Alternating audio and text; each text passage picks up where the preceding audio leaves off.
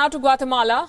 The Fuego volcano there has been fatal. 99 people have lost their lives and the toll is rising. Fresh torrents of mud slid down the volcano slopes in the last few hours, triggering panic among residents and rescue workers alike. The tragedy has sparked a political fire as well. The opposition has criticized CONRED, that's the country's emergency agency, for ignoring seismic warnings.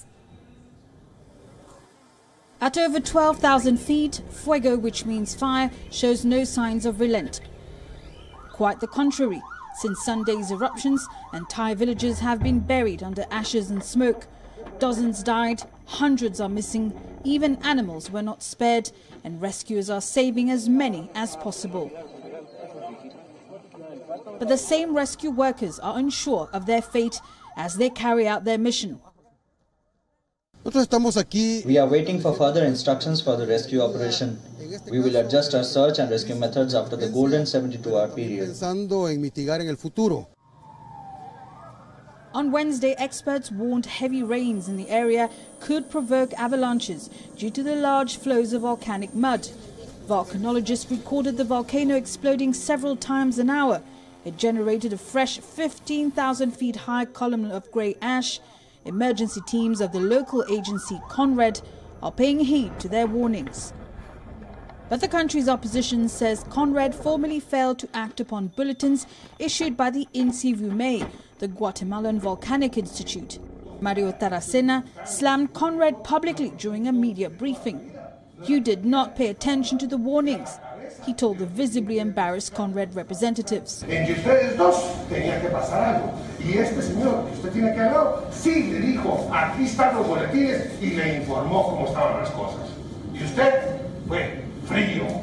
While the politicians continue the blame game, some 12,000 people have had to be evacuated from their homes. Temporary shelters have been arranged for some of them, but that doesn't seem to be enough.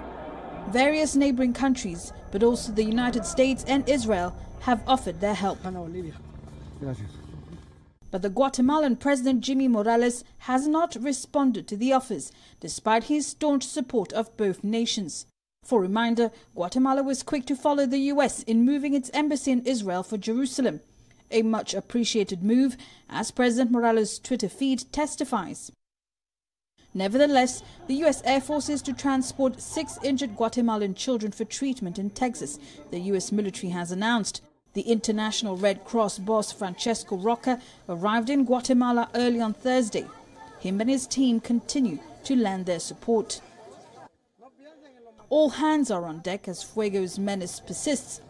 The lahars, or mudslides on the slopes of the volcano, are forecast to continue over the next few days. There will be more volcanic explosions and dangerous gas emissions. Authorities have recommended leaving the immediate proximity of Fuego. That goes without saying, as the volcano continues its indiscriminate threat to man and nature. Bureau Report, WION.